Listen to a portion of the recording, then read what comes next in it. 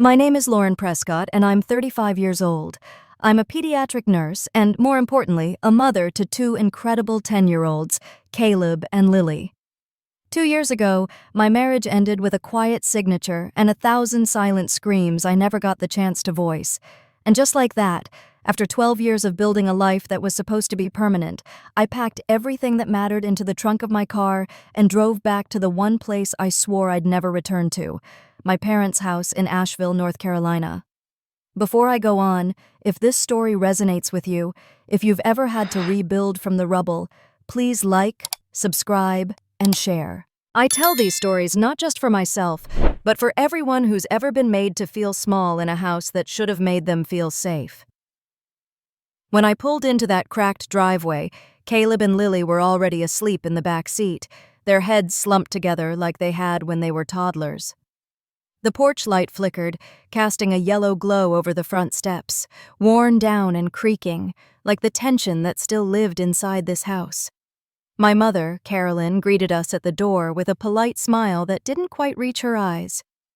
"Just like old times," she said softly, brushing her hands on her slacks. My father, Gerald, stood behind her, arms crossed, face unreadable.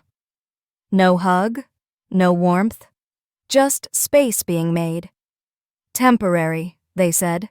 "You'll stay in the guest room," my father added. "We've cleared out the office for the kids." I nodded. It wasn't much, but it was what we had. Caleb woke up groggy, dragging his backpack behind him. Lily tried to carry her stuffed fox, her backpack, and her clarinet case all at once. Neither of them complained. That nearly broke me. "You okay, Mom?" Lily whispered as we climbed the stairs together. I forced a smile. "We're safe. That's what matters right now." The first night back, I barely slept. Lying in the same bedroom where I once taped college acceptance letters to the wall, I listened to the faint creaks of the house and the soft breathing of my children through the thin wall. I had returned as a failure in the eyes of a family that only valued success in straight lines. But life doesn't move in straight lines. It twists, folds, shatters, and if you're lucky, rebuilds. I told myself this was just a pause, a layover between devastation and dignity. My plan was simple: work full-time at the hospital, save aggressively, find a small place of our own. I owed Caleb and Lily more than just survival. I owed them peace. What I didn't know back then was how quickly those small cracks in our family foundation would spread, how living under the same roof as my golden boy brother and his perfect family would reignite wounds I thought had scarred over. But that's for later. That night I whispered a promise into the dark. "I'll get us out, babies. Just hold on." And somewhere deep down, I think they heard me.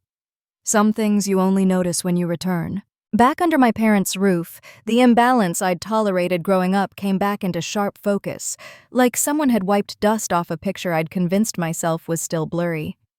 My younger brother, Zach, the golden boy, hadn't changed a bit.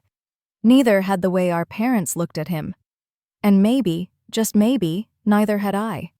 It started with little things I used to tell myself were harmless. At breakfast one morning, my dad poured coffee into 2 mugs, one for him, one for Zach, who had stopped by just to check in. I reached for the pot after finishing the twins' lunches. "You already had one, didn't you?" Dad said without looking up.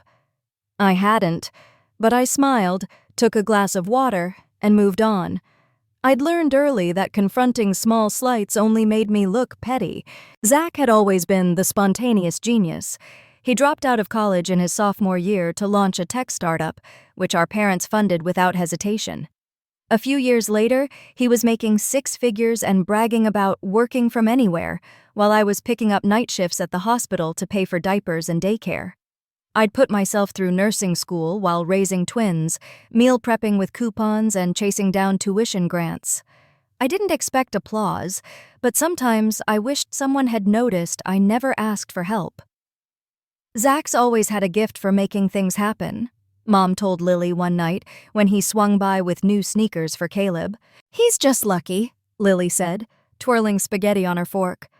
"But Mom works really hard too." Mom chuckled but said nothing. I kept my head down and washed dishes, pretending the clink of plates covered my aching chest. The past wasn't just repeating, it was expanding, spreading into the way my children were now being measured against the same uneven ruler. One afternoon, I found Caleb sitting on the porch steps, his sketchpad open on his knees. He didn't look up when I sat beside him. "Uncle Zach showed Grandpa the app he's working on," he mumbled. "He said it might get bought by a big company. Grandpa looked so proud." "You know your art is special too," I said gently. Caleb's pencil paused. "But nobody ever says it." I swallowed the lump in my throat. "Then I'll say it louder," I whispered, pulling him close. That night, I stared at the ceiling fan spinning above my bed, replaying every missed opportunity to stand up for myself. How many times had I let these things go in the name of peace? And at what cost? Maybe back then I could survive being second best, but now 2 little hearts were watching me. And if they were learning from what I accepted, then I had to start rejecting the silence. Because favoritism doesn't fade with time. It festers. And now it was seeping into the eyes of my children, and that, I realized, I could no longer allow. It happened on a rainy Thursday in March. I was halfway through slicing strawberries for Lily's school lunch when Mom burst into the kitchen, eyes sparkling in a way I hadn't seen in years. "Zach just texted," she announced, clutching her phone like it was a holy relic. "Brittany's water broke! They're at Mission Hospital!" I blinked. Wow, that's soon." "He's coming," she said, almost breathless. "My first grandson." There it was. Not your nephew, not the baby. My first grandson. I looked over at Caleb and Lily, who were finishing homework at the dining table. Caleb's pencil paused mid-equation. Lily stared at the fridge, her drawing pinned next to a grocery list. "Guess we don't count," Lily whispered. I opened my mouth to reassure her, but nothing came out that didn't taste bitter. Later that night, after my shift at the hospital, I came home to find Mom in the living room surrounded by bags, diapers, onesies, toys, swaddles. A brand new $400 stroller leaned against the wall. I hadn't even seen them spend half that on birthday presents. "Mom, did you buy all of this today?" She didn't look up. "Of course. I want Zach and Brittany to have everything they need when they bring Grayson here." "Wait, bring him here?" "Oh, just to visit. We'll set up the old dining room as a nursery, for when they drop by." I stared at her. "They have a 4-bedroom house 15 minutes away." She waved a hand. "New parents need support, Lauren. It's just what family does." Funny. I'd been raising twins by myself for 2 years under her roof, and never once did anyone convert the dining room for Caleb and Lily. No bassinets, no bottle warmers, no baby monitors, just stern rules and reminders to keep the noise down. The next afternoon, Zach arrived like royalty, Brittany glowing in post-delivery exhaustion, and cradled in a plush blanket was Grayson Monroe, the golden boy before he could even hold his own head up. "He has Zach's nose," Mom cried, touching the baby's cheek. "And your eyes," Dad added, voice unusually soft. Lily tugged at my sleeve. "No one ever said that about us." I swallowed hard and crouched beside her. "You have your own kind of special, kiddo. But you're right. It stings." That weekend, the nursery went up in a blur of Pinterest boards and Amazon deliveries. A sound machine played ocean waves 24/7, and the whole house took on a reverent hush when Grayson slept, even when Caleb and Lily were just trying to finish a board game in the next room. By Sunday, I'd had enough. "Mom," I said gently but firmly, "this is their home too. Can we not act like they're intruding?" She gave me a tight smile. "Don't be jealous, Lauren. It's just, babies need more." I stared at her. So do children. So do 10-year-olds learning to be brave in a house that keeps shrinking around them. But in that moment, I understood something terrifying. We weren't just living in my parents' house anymore. We were living in Grayson's kingdom. It didn't happen all at once. There was no grand betrayal, no shouting match that cracked the walls, just small, sharp moments that started stacking like splinters beneath the skin, quiet, persistent, and impossible to ignore once you felt them digging in. It started that Easter. I had picked out matching blue sweaters for Caleb and Lily with white tulip embroidery that reminded me of when they were toddlers, before the divorce, before we moved back. They beamed when they tried them on. Lily even braided her hair herself, proud of how neat it looked. Then Zach and Brittany arrived, late but glowing, holding Grayson in a pastel romper with his name monogrammed across the chest. The second they walked in, the room shifted. "Oh, look at our little prince," Mom squealed, abandoning the deviled eggs to grab him. Dad leaned in, tugging off the baby's tiny sock to inspect his toes. Zach had that same crooked pinky toe. Must run in the family. I was pouring lemonade when Lily walked up beside me, holding a card she'd made for Grandma. It had been folded and decorated with paper butterflies and her best cursive. She waited patiently. Mom didn't notice. Finally, Lily tapped her arm. "Grandma, I made you something." Mom took it with a distracted, "Thank you, sweetie," before setting it face down on the counter. I watched Lily's face fall in slow motion. Later that week, we found out Grayson's photo had been blown up, framed, and placed above the fireplace. The only photo of Caleb and Lily in the house, an old one from kindergarten, had quietly disappeared. "Maybe it fell," Dad said when I asked. It hadn't. Then came the gifts. Grayson, barely 5 months old, got a $200 electronic activity table to help with sensory stimulation. Caleb asked if he could use the extra Legos in the attic. Dad told him no, they were too messy. At night, Caleb started staying up late in bed, sketching until his eyes burned. "They don't really care about our birthdays," he told me one night, pencil resting against his chin. "They just pretend." I sat on the edge of his bed, brushing his hair gently from his forehead. "Your birthday matters, Caleb. So do you. Don't ever let anyone make you think otherwise." He nodded, but I saw the doubt still lingering. And that's when I started our bathroom savings chart, a taped-up thermometer we colored in each week, showing how close we were to getting a place of our own. It became our secret motivation. Every time I picked up an extra shift, I'd color another bar. Every time Caleb or Lily brought home a good grade or a drawing or a soccer medal that no one clapped for but me, I'd color too. Because if the world inside these walls was shrinking around us, then I'd build one beyond them, piece by piece, color by color, even if no one else was watching. The announcement came over Sunday dinner, right after Caleb asked if we could make tacos next time instead of roast chicken again. "You'll eat what's on your plate," Mom replied, her attention fixed on Grayson smearing mashed peas across his high chair. I was about to change the subject when Zach, sitting across from me with that familiar, effortless confidence, cleared his throat. "So, Brittany and I finally signed off on the renovation," he said.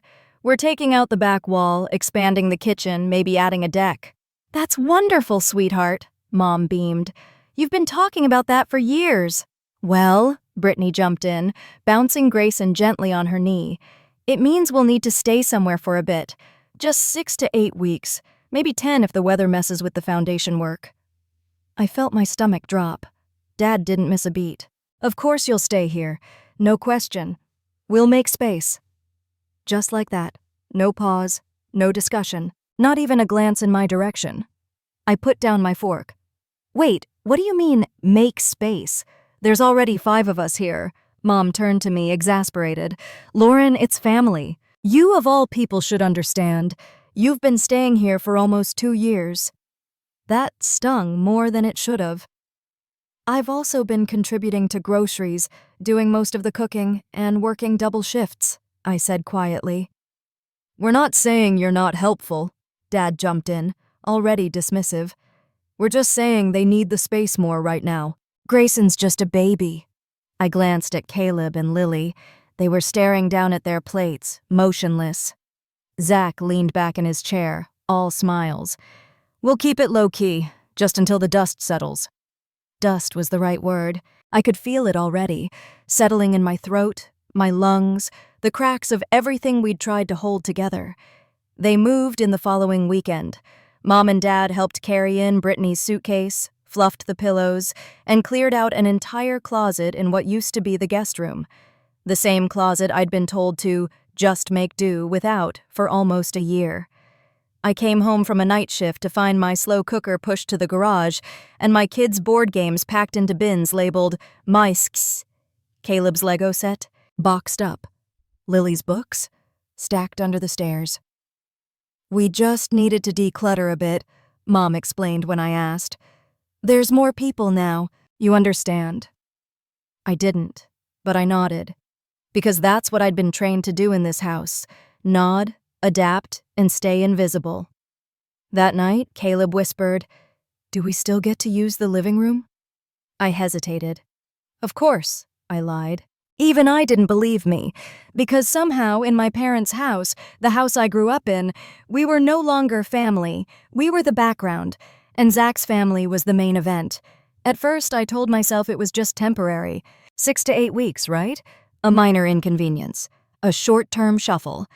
I'd repeated that line so often it started sounding like a prayer I didn't believe in. But a few days after Zach and Brittany moved in, it became clear. We weren't sharing space. We were being displaced. The first thing to go was the sound. "Shh, Ethan's sleeping," Brittany would hiss from the hallway if Caleb so much as laughed during a board game, or if Lily practiced her spelling words out loud. "Could you keep it down, sweetie? It's nap time." Nap time had no schedule, no notice, just a vague rule that seemed to apply to any hour when my kids were finally smiling. One afternoon, I walked into the living room after my shift to find the TV locked on one of Brittany's calming background shows. Soft music, muted colors, some woman arranging eucalyptus in a glass vase. Lily sat curled in the corner, textbook in her lap, earbuds in. Her face lit up when she saw me. "Hey, Mom, I was gonna watch that science documentary. Caleb and I were halfway through it, remember?" I picked up the remote from the shelf. There was a post-it on it. "Please don't change the channel. Brittany has a migraine." I stared at it for a beat too long. When I turned, Lily was already packing up her things. "It's okay," she said quietly. "I'll just watch it on my Chromebook." But I knew she wouldn't. Our Wi-Fi was stretched thin now, too. The next evening, I found Caleb in the garage, cross-legged on a blanket with his Lego kit, the one we'd just pulled back out from storage. "Why out here, bud?" I asked. He didn't look up. "I was building on the dining table, but Uncle Zach said it was cluttered." I crouched beside him. "Did you tell him it's your only big surface?" He shrugged. "It's fine. I like the garage." But his voice cracked on the word like. That night, I tucked them in early, partly because they were tired, mostly because I didn't want them to overhear me scream into a pillow. The next morning, Brittany rearranged the entire kitchen. Our snacks were now on the highest shelf. The blender I used for Caleb's protein shakes moved. "The counters were feeling too crowded," she chirped. Later that day, I found one of Lily's drawings in the trash, crumpled, marked with spaghetti sauce. When I asked, Mom waved it off. It was just on the fridge too long. Brittany needed the space for Grayson's daycare schedule. My daughter's art, tossed for a baby's nap routine. That night, I sat at the edge of my bed, staring at the color-coded family calendar Mom had printed and pinned to the hallway corkboard. Every square had Brittany's neat handwriting, doctor appointments, nap blocks, quiet hours, meal themes. There wasn't a single note about Caleb or Lily. Not one. And somehow, I wasn't surprised, because in this house, we weren't part of the plan. We were just the noise between the naps. The pediatric floor was chaotic that morning. 3 new admits, 2 discharges, and 1 toddler with RSV who couldn't stop screaming unless you held him like a koala. I didn't mind the noise. In fact, lately I preferred it. Hospitals were messy but honest. Nobody whispered or tiptoed. If a child needed something, you didn't tell them to keep it down. By noon, my legs ached. My scrubs were covered in stickers and tears. Mine or theirs, I wasn't sure. And I'd barely had time to breathe, let alone eat. I slipped into the break room, hoping for 5 quiet minutes. That's when Karen Davis, one of the most grounded nurses I knew, slid a yogurt across the table toward me. "You didn't eat again," she said, not asking. I gave a tired smile. Didn't really notice. "You've looked like a ghost all week. Everything okay at home?" I hesitated. Then something inside me cracked. Maybe it was the sleep deprivation. Maybe it was the kindness in her voice, but the words tumbled out before I could stop them. Zach and his wife moved in with their baby. My parents turned the entire house upside down for them, converted the dining room, rearranged the kitchen, changed the TV settings, threw out Lily's artwork. I laughed, hollow. We're just fading. It's like we don't exist anymore. Karen didn't interrupt. She just let the silence stretch between us until I finally looked up. It's been like this since I moved back. I thought it would get better. I thought my parents would see me. She set her spoon down gently. Lauren, it sounds like they don't see you as a daughter with her own family. They see you as an obligation. Meanwhile, your brother, he's the honored guest, a guest who's never been told temporary the way you have. I blinked. The truth hit so cleanly I almost gasped. She leaned in. You're not living with them. You're surviving under them. That's not a home. That's tolerated proximity. I swallowed hard. But I don't have anywhere else to go. Not yet. Karen gave me a long look. Yet is the most important word you just said. You're not stuck. You're building something, even if it's slow. And then she reached across the table and touched my hand. Your kids see everything, Lauren. Even what you don't say out loud. What are you teaching them if you let them be treated like second class in their own family? I didn't answer. I couldn't. My throat had closed too tightly around the truth. But I nodded. That night, I didn't go straight home. I parked outside the grocery store and stared through the windshield, heart pounding, thoughts racing. I opened my phone and pulled up my contacts. There she was, Samantha Reyes, the realtor who helped one of the nurses find her rental last year. I tapped call.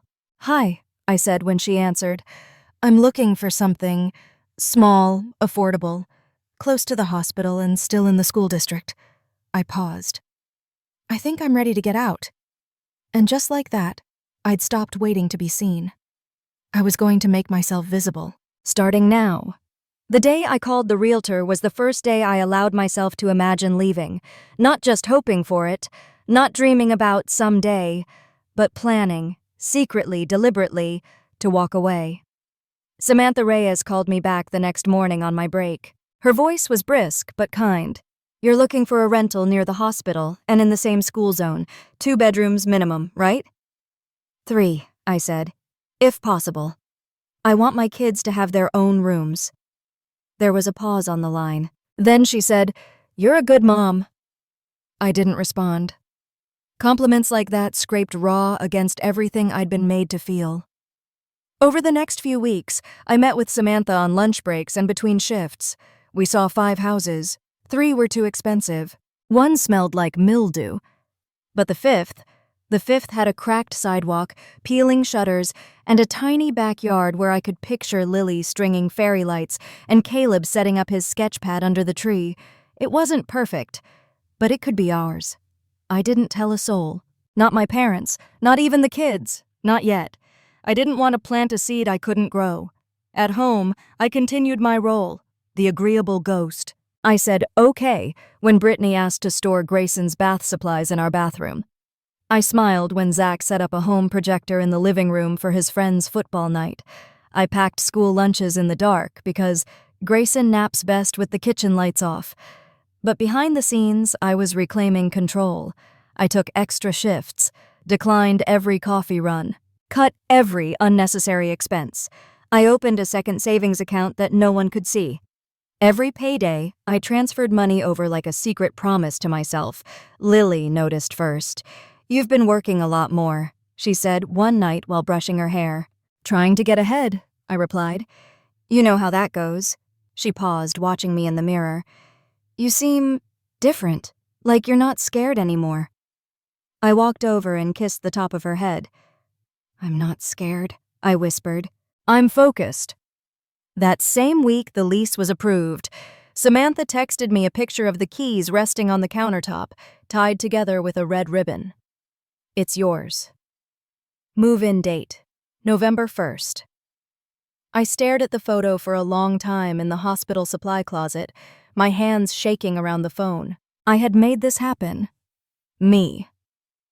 Later that night, I went to the bathroom and stared at our little savings chart taped to the back of the door. I pulled out a red marker, filled in the final square, and wrote in tiny letters at the bottom, "Homecoming." It wasn't just a place I was preparing. It was an exit, a rebirth, a return to ourselves. And no one, not Zach, not Brittany, not even my parents, had the faintest idea it was coming. It was a Tuesday. I was in the middle of triaging a burn patient when my phone buzzed, twice, then again, then again.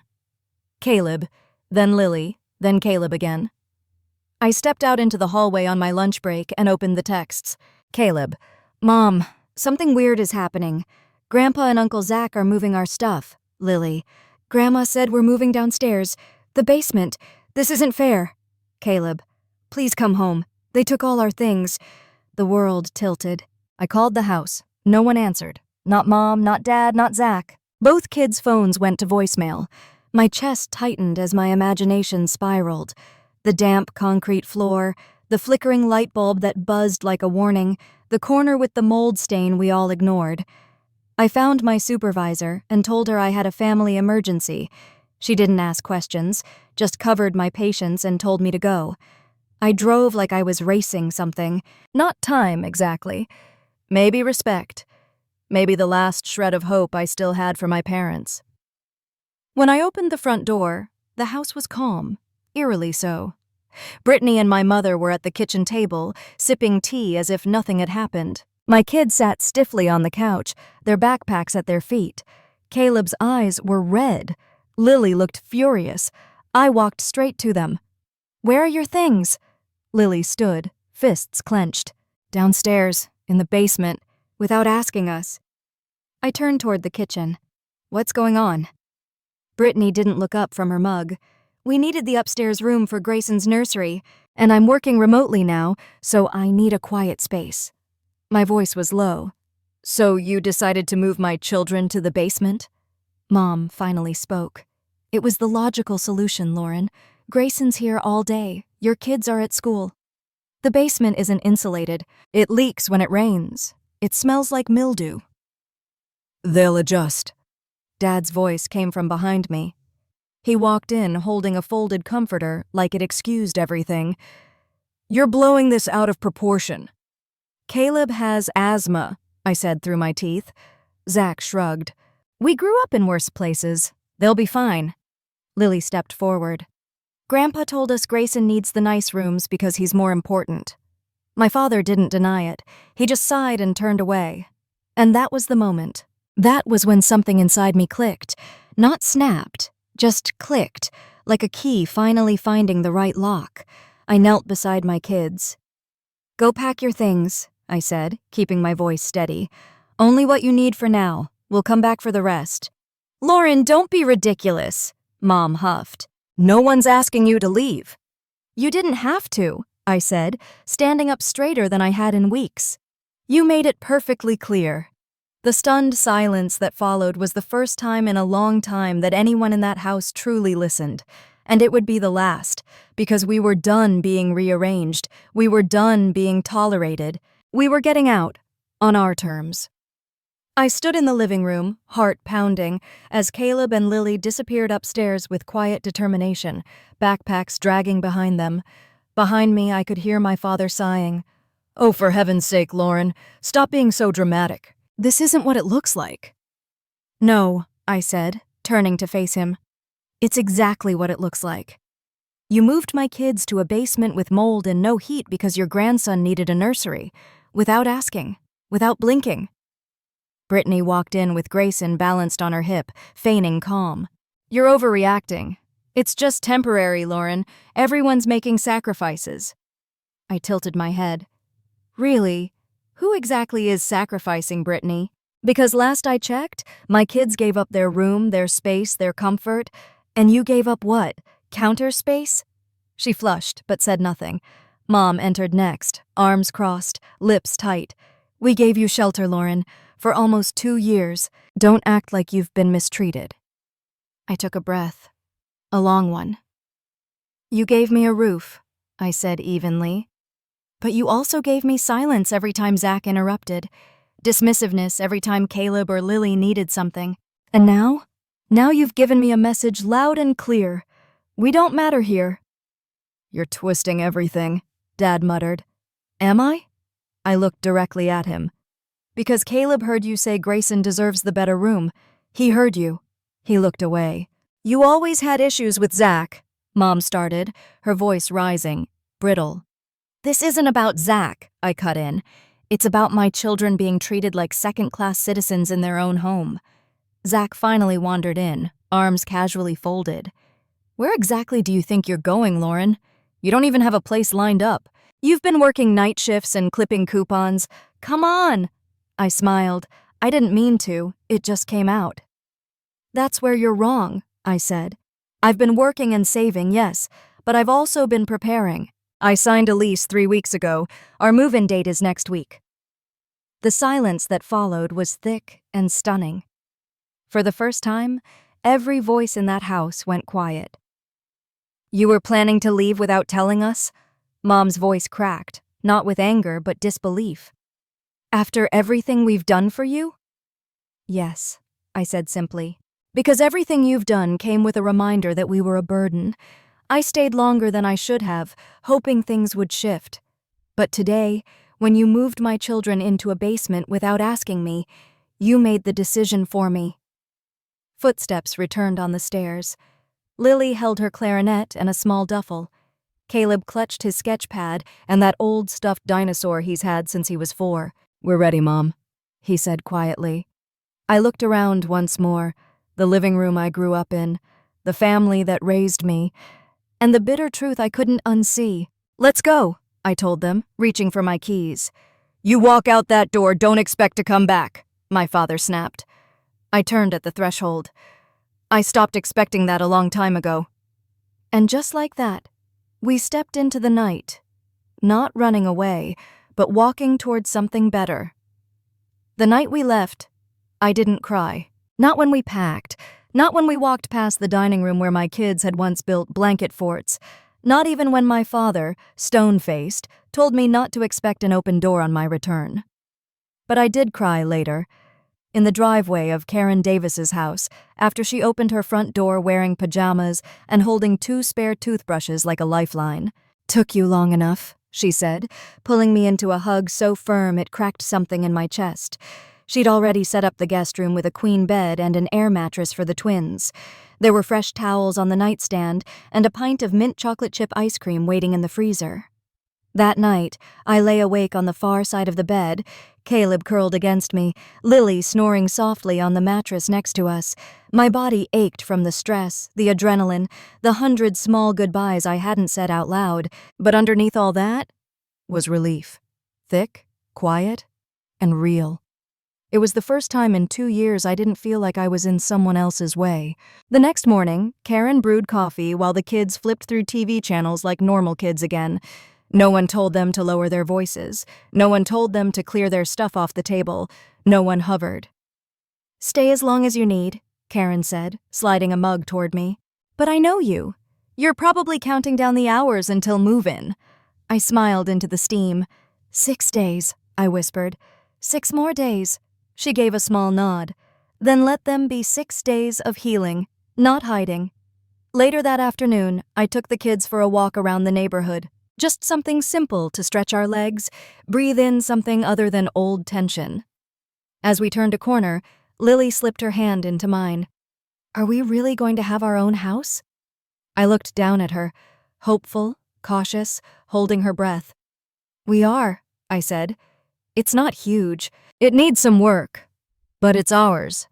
Caleb kicked a leaf across the sidewalk. Even the backyard? Even the backyard. He smiled then, small but real, and for the first time in weeks, his shoulders weren't slumped. That night, we all piled onto Karen's couch with a bag of microwave popcorn and an animated movie we'd seen a dozen times. The plot didn't matter. It was the normalcy, the easy laughter, the popcorn butter on Lily's chin, Caleb's head resting on my shoulder, that filled the space where grief used to live. I watched them laugh, my hand tucked around Caleb's drawing pad, and felt a pulse of quiet victory. We weren't fully home yet, but we were safe. We were seen, and that was enough to start healing. For now, that was everything. We returned 2 days later, just after 10 a.m. I had timed it on purpose.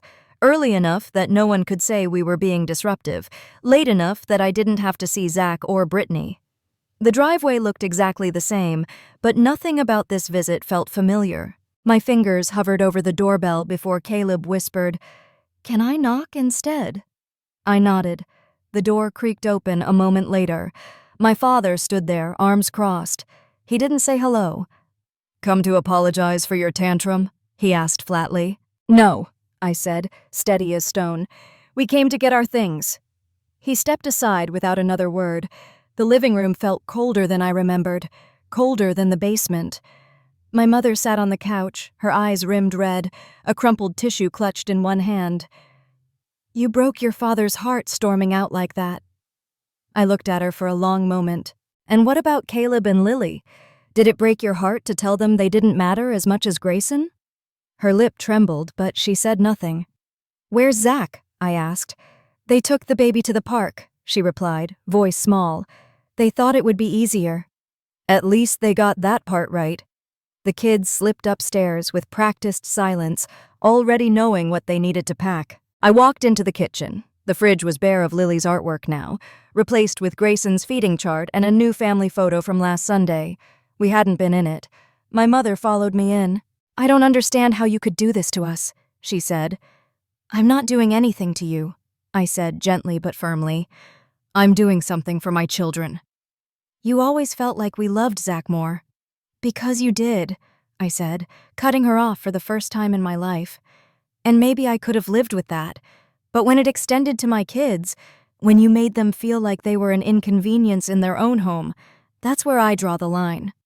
She turned away, blinking fast. "We never meant to hurt them. You didn't have to mean it. You just did." Upstairs, I heard Caleb zipping a suitcase. Lily's footsteps padded lightly on the stairs. It was time. We carried down 3 bags, 2 boxes, and a lifetime of disappointment. Dad stood near the door as we loaded the car. He watched without speaking until I came back in for one last check. "You sure this is how you want it to end?" he asked. I paused. "No," I said truthfully, "but I'd rather end it on my terms than stay and keep shrinking." He didn't stop me. As we buckled in, Lily looked back at the house. "Will we ever come here again?" "Maybe," I said, "but not like before." Because now we knew. We weren't missing pieces in their puzzle. We were just a different picture entirely. And it was time to frame our own. The rental smelled like old paint and lemon cleaner. Not home. Not yet, but it was ours. Caleb and Lily rushed through the narrow hallway, their sneakers squeaking on the vinyl floor. "Is this my room?" Lily called, poking her head into the first door on the left. "Only if you don't mind a view of the neighbor's trash cans," Caleb teased. She giggled, and for a moment it felt light. The moving truck was mostly just my SUV and a friend from work with a pickup.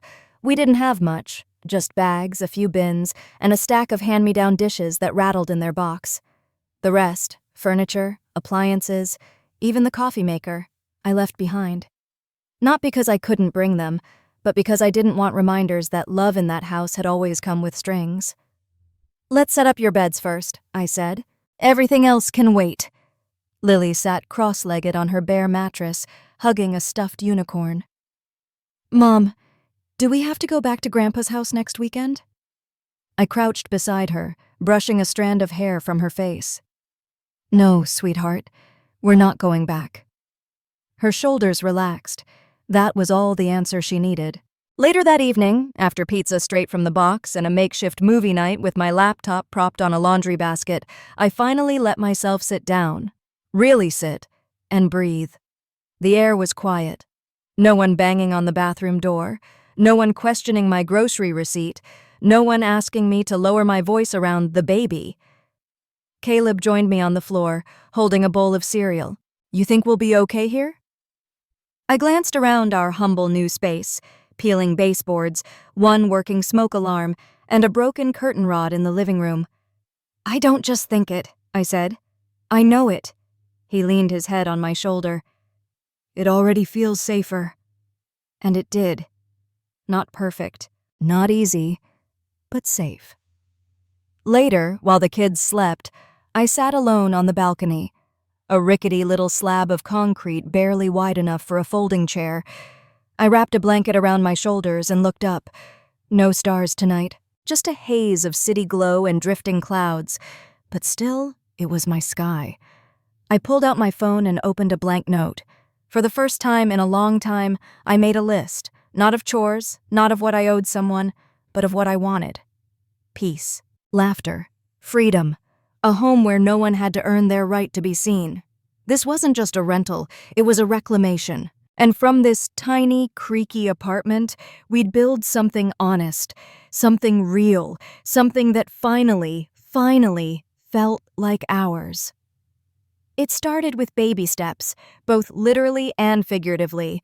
Lily was in 3rd grade now, all sparkly sneakers and loud opinions about everything from math homework to climate change. Caleb had joined the robotics club, building little machines with such focus you'd think he was engineering a space shuttle.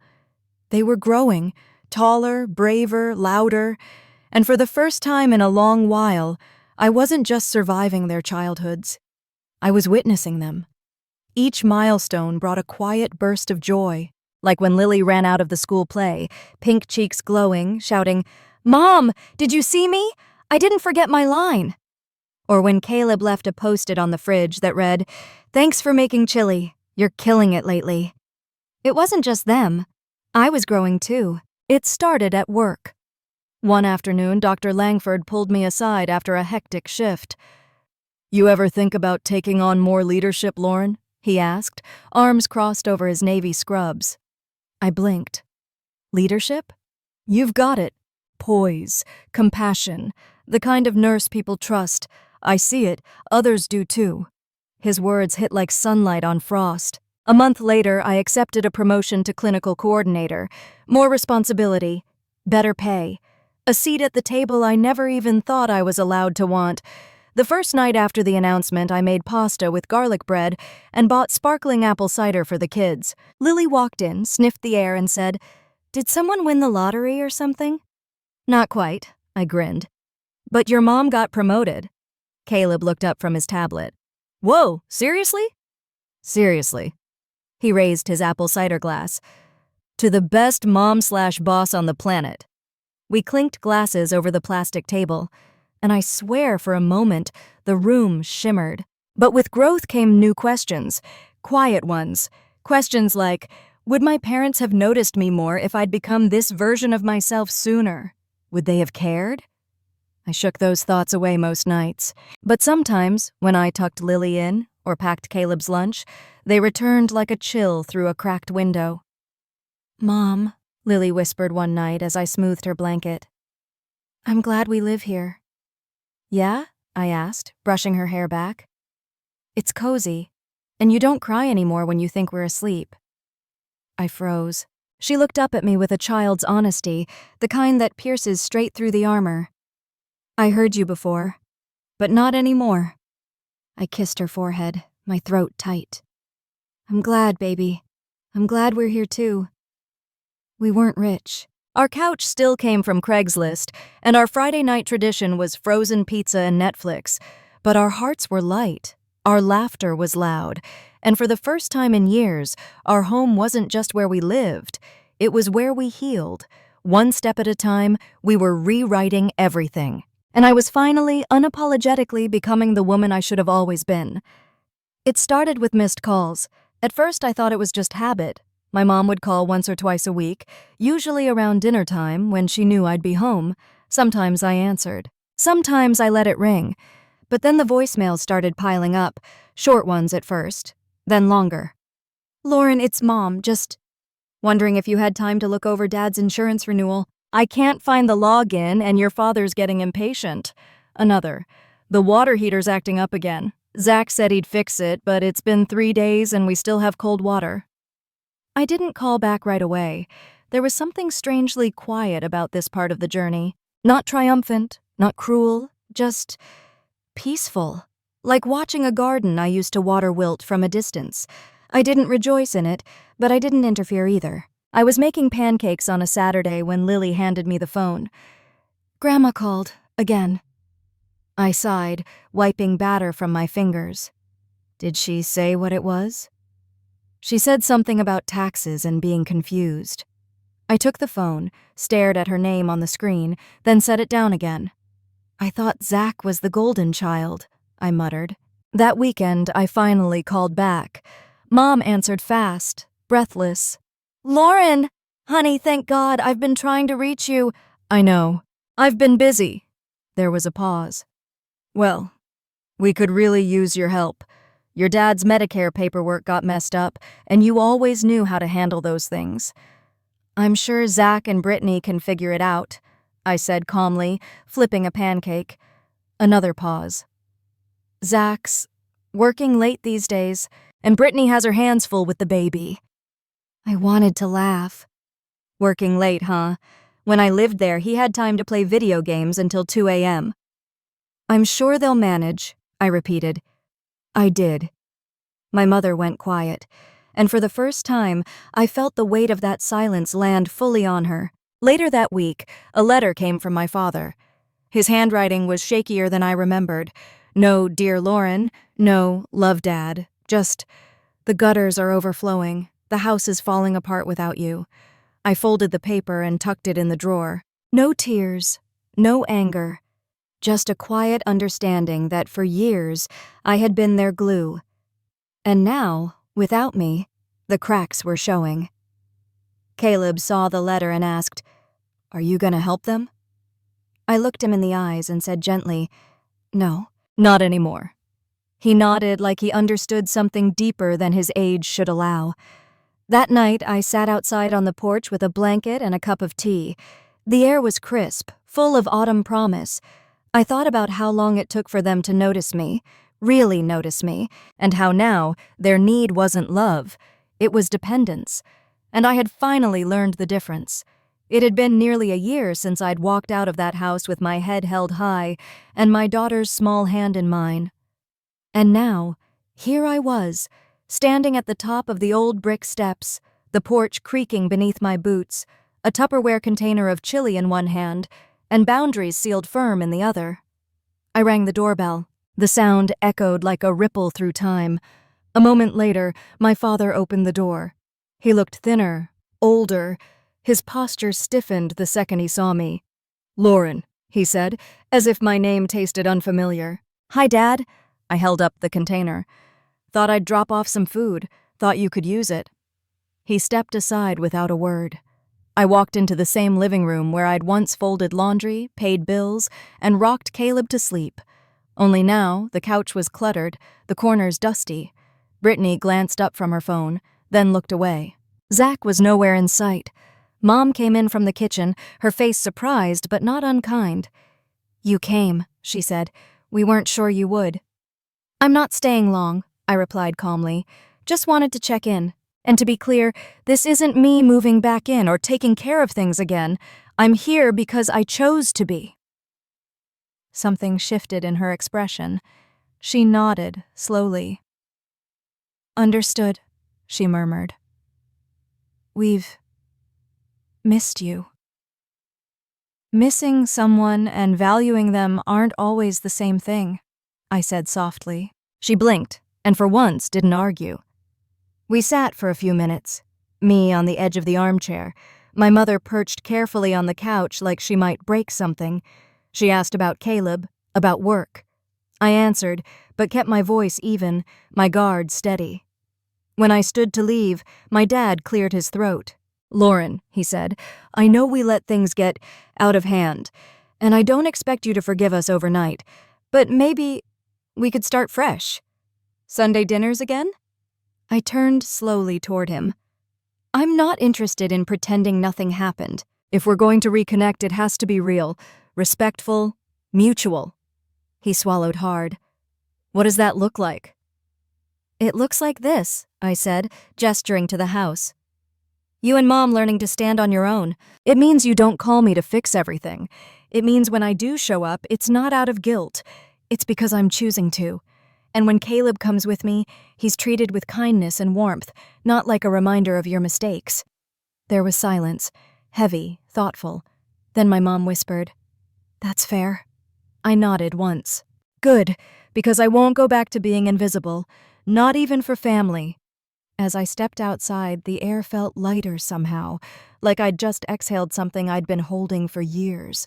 I wasn't the daughter they could summon anymore. I was the woman they had to earn, and for the first time, I think they understood that. The keys jingled in my palm as I stood in front of the white two-bedroom house with blue shutters and a porch swing that swayed gently in the breeze. It wasn't fancy, no granite countertops or cathedral ceilings, but it was ours, mine and Caleb's, and no one could take it away. I exhaled slowly, then crouched down beside Caleb, who was clutching his favorite stuffed dinosaur. "Ready to see your new home, buddy?" I asked. He nodded enthusiastically, his curls bouncing. "Does it have a backyard?" I smiled. "You bet it does. Big enough for a swing set and a puppy someday." He gasped. "A real puppy?" "One step at a time," I laughed. As we stepped inside, the scent of fresh paint and new beginnings filled the air. The living room had hardwood floors and sunlight pouring through the windows like warm honey. I set down my purse and just stood there, letting it sink in. I had made this happen. Every overtime shift, every sleepless night budgeting groceries, every moment of self-doubt, this was the reward. The old me, the woman who used to walk on eggshells in her parents' house, who let guilt dictate her choices, she would never have believed this moment could belong to her. Caleb raced down the hallway, calling dibs on the bigger bedroom. I smiled and walked into the kitchen, running my fingers along the edge of the countertop. It wasn't marble. It didn't need to be. What it was mine. A knock at the door broke my reverie. I opened it to find Sarah, my co-worker turned friend, holding a potted plant. "Housewarming gift," she grinned. "Nothing says new chapter like a succulent that refuses to die." I laughed and pulled her into a hug. "Thank you. For everything. Lauren, you did this, on your own. You should be proud." "I am," I said, the words sticking in my throat for a second before they came out fully. "I really am." Later that night, after Caleb fell asleep curled in a blanket fort of his own creation, I sat on the porch swing with a cup of tea. The stars were out. The neighborhood was quiet. My phone buzzed with a message from my father. "Saw the photos. Proud of you. No manipulation. No demands." Just 7 words that, for once, didn't weigh me down. I looked up at the sky and let the silence settle in. This wasn't just a house. It was a boundary made real. A declaration that I no longer owed my peace to anyone who hadn't earned it. And for the first time in my life, I felt safe in my own skin, in my own home. I was building a life, not out of obligation or survival, but from choice, from love, from freedom, and that made all the difference. It was a quiet Sunday afternoon when I saw him. Caleb and I were in the backyard, pulling weeds from our little garden patch. He was covered in dirt, laughing as he tried to catch a worm in his palm. The air smelled of cut grass and sun-warmed earth. Just another peaceful day, that is, until I heard the old Buick pull into the driveway. I stood slowly, brushing off my knees. My heart thudded in that old familiar way, part dread, part disbelief, part something I didn't quite want to name. He was thinner than I remembered, his once imposing frame slightly hunched. He wore the same denim jacket he always had, the one with the frayed collar. He looked around, unsure of where to go, until our eyes met. I didn't say anything at first, neither did he. We just stood there, father and daughter, on opposite sides of a fence built out of years of silence. "I saw your house," he finally said. His voice cracked like dry wood. "Drove by a few times. Didn't know if you'd want me to stop." "Then why now?" I asked, not bitter, just tired. He nodded slowly, eyes cast downward. "Because I finally figured out I can't keep pretending I did right by you." That stunned me more than I expected. "I thought I was protecting the family," he continued, "keeping things together. But I wasn't. I was just comfortable letting you carry more than you should have ever had to." My throat tightened. I looked over at Caleb, who was now pretending to build a worm castle in the dirt. "You called me selfish when I left," I said quietly. "I did," he admitted. "Because your absence forced me to look at the mess I let grow around me. It was easier to blame you than face it. The wind picked up, tugging lightly at the edge of his jacket. I don't expect you to forgive me today, he said, his voice soft. But I needed you to know. I see you now. The woman you've become. The mother you are. I'm proud of you, Lauren. I should have said that a long time ago. I stared at him, letting the words settle. They didn't erase anything. They didn't fix the years of quiet damage. But for the first time in my life, my father looked at me not as a burden, not as an obligation, but as a whole person. Thank you, I said, my voice low, for saying it. I didn't need it to move forward, but it helps. He gave a shaky nod. Would it be all right if I came by sometime, just to visit? Maybe bring Caleb something? I looked over at my son, then back at the man in front of me. I didn't know what came next, but I knew the boundaries I had now. I could allow a visit, not out of guilt, but on my terms. Maybe, I said, one step at a time. And that was enough, for now. The kitchen was a mess of flour, chocolate chips, and sticky fingers. Caleb sat on the counter, legs swinging, as we stirred cookie dough in a big mixing bowl. He was 8 now, with a head full of questions and a heart too big for his little chest. Mom, he asked suddenly, mid-stir, why don't we live with Grandpa and Grandma anymore? My hands paused, the spoon heavy in my grip. I hadn't expected that. Not today. Not while baking cookies. But then again, Caleb had always been perceptive, always watching, even when he didn't seem to be. I wiped my hands on a towel and leaned against the counter beside him. That's a good question, baby. He waited, eyes wide and patient. There were things in that house that weren't good for us, I said carefully. Things that made me feel small and hurt and invisible. I didn't want you to grow up thinking that was normal. He was quiet for a moment, then frowned. Did they hurt you? Not with their hands, I answered. But sometimes, words can hurt just as much. Or silence. Or always being expected to do everything and getting nothing back. He nodded slowly, processing. Like when I help clean up but Sarah gets the sticker? I laughed gently. Yeah, kinda like that. Over and over again. He looked down at his hands, then back at me. I'm glad we left. I like our house. I like that you smile more now.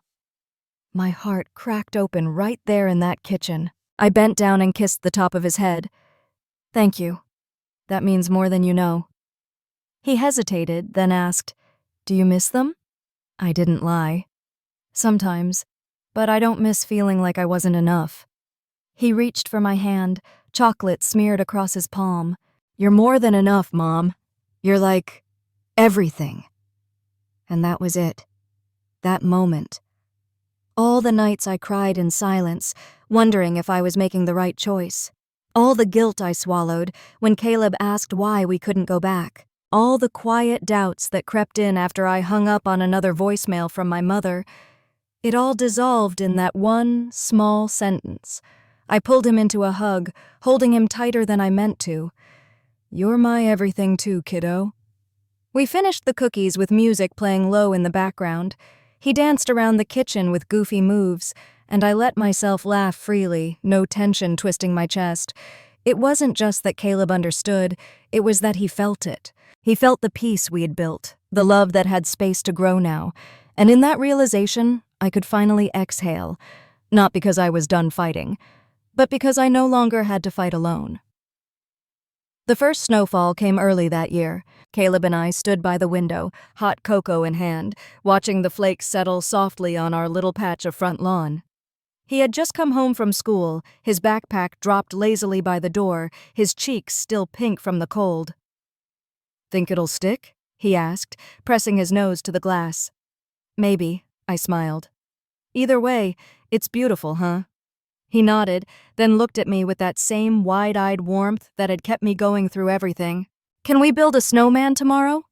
Absolutely. There were no packed boxes in sight, no hushed arguments behind closed doors, no stomach-tightening tension hanging in the air. Just a home. Our home. It wasn't grand. It didn't have marble countertops or a guest room we'd never use. But it had peace. Laughter. Freedom. It had us.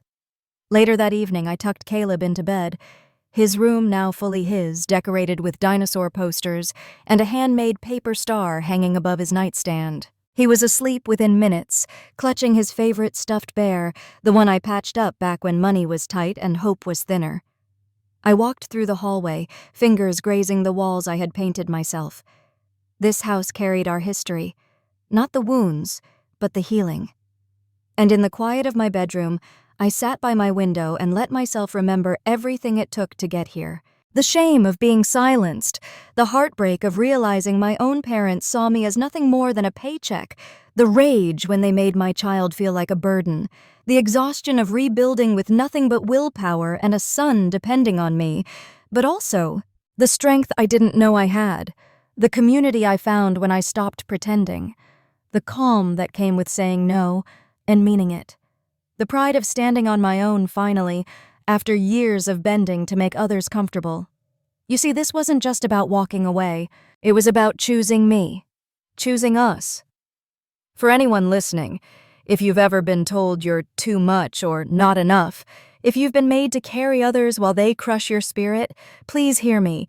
You're allowed to say no. You're allowed to rest. You're allowed to begin again, even if it scares you. Because starting over isn't failure. It's freedom in disguise. I used to think family was defined by blood and obligation. Now I know, family is where you feel safe to be your whole self. And if no one else has said it today, let me be the first. You deserve that kind of peace. Thank you for listening to my story. If it touched something in you, if you saw even a piece of yourself in mine, please hit that like button, subscribe for more stories like this, and share it with someone who needs a reminder that they're not alone. And I'd love to hear from you. Drop a comment and let's talk. Because sometimes healing begins with simply being heard. Good night, and remember, you are enough.